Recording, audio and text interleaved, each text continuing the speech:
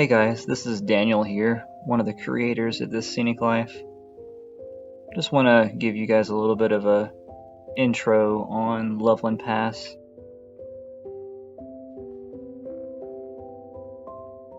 So I captured a bit of drone footage during, I'd say, the mid to late fall, pretty much around mid to late October, a couple years ago. And I thought they were pretty cool shots, so I wanted to share it with everyone.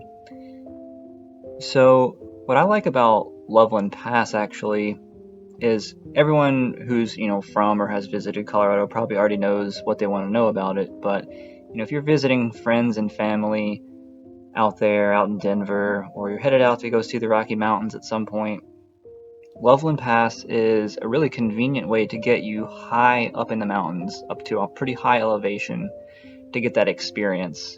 Being up there with the thin air, above tree line in a lot of areas, and access to some ridge lines and some summits, some 13ers, some 14ers, over 14,000 feet in elevation, with relatively easy access.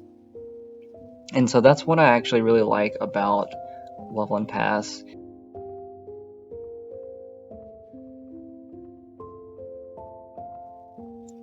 Then once you kind of get up to the ridge line here, that's when it splits off into a few different directions where you can go summit different mountains.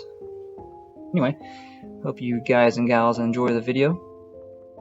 And if you've actually been out to the Loveland Pass area and summited any of these mountains before, done these trails, let us know down in the comments.